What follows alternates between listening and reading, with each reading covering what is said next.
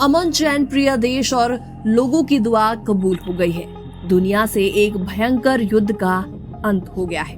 Israel Hamas जंग पर दुनिया वालों के लिए सुकून भरी खबर आई है। दरअसल इजराइल और हमास के बीच जंग का अंत हो गया है।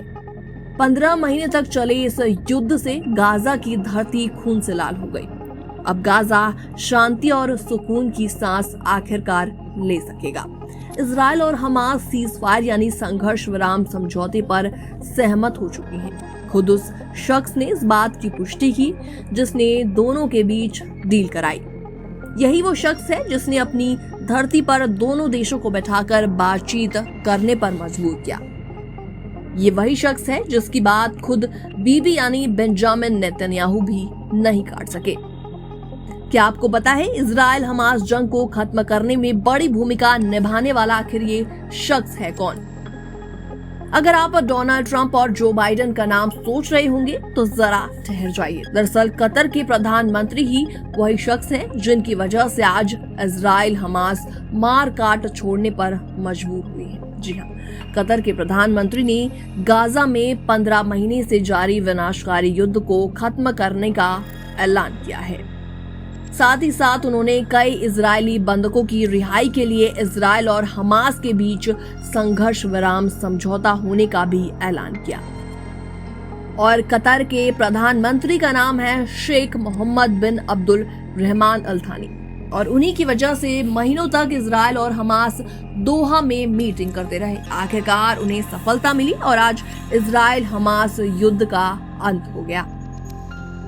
कतर के पीएम ने कहा कि इजराइल और हमास के बीच संघर्ष विराम समझौता 19 जनवरी यानी रविवार से लागू होगा। खुद इजराइल और हमास ने भी इस बात को कंफर्म किया है कि गाजा पट्टी में युद्ध को रोकने के लिए संघर्ष विराम समझौते पर सहमत हो चुके हैं। कतर की राजधानी दोहा में कई हफ्तों की बातचीत के बाद दोनों इस समझौते पर पहुंचे हैं। अब सवाल ये है कि आखिर इजराइल और हमास के बीच समझौतों में क्या क्या है। दरअसल समझौतों में हमास की ओर से चरणबद्ध तरीके से बंधकों की रिहाई, इजराइलों में सैकड़ों फिलिस्तीनी कैदियों की रिहाई और गाजा में विस्थापित हजारों लोगों को वापस लौटने की अनुमति देना शामिल है। तो ऐसे में कतर का क्या रोल है? दरअसल इजराइल और हमास के बीच कतर ने ही मीडिएटर की अहम भूमिका निभाई है। शेख मोहम्मद बिन अब्दुल रहमान अल थानी ने इसके लिए पूरी कोशिश की। कतर ही वही देश है जिस पर इजराइल के पीएम बेंजामिन नेतन्याहू को भी भरोसा था और हमास को भी, और इसकी वजह है कतर ऐसा देश है जिसका इजराइल, अमेरिका और हमास तीनों से संपर्क है और साथ ही साथ अच्छे खासे संबंध भी हैं। वैसे तो इजराइल हमास जंग रुकने में भारत समेत कई देशों ने बड़ी भूमिका निभाई है।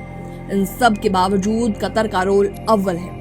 कतर दुनिया का सबसे बड़ा गैस उत्पादक देश होने के नाते अमेरिका और दुनिया के कई देशों के साथ संपर्क में रहता है। वो अमेरिका से हथियारों का प्रमुख खरीदार है। यही वजह है कि इजराइल और अमेरिका को भी कतर पर पूरा भरोसा था। तो कौन है शेख मोहम्मद बिन अब्दुल रहमान अली थानी? इनके बारे में आपको कुछ पॉइंट्स बताते हैं। दरअसल शेख मोहम्मद बिन अब्दुल रहमान अल थानी कतर के प्रधानमंत्री हैं। उनका जन्म 1 नवंबर 1980 को हुआ। वो एक कतरी राजनयिक, अर्थशास्त्री और एक राजनेता हैं जो कि 7 मार्च 2023 से कतर के प्रधानमंत्री हैं और इससे पहले डिप्टी पीएम और विदेश मंत्री का पद भी संभाल चुके हैं।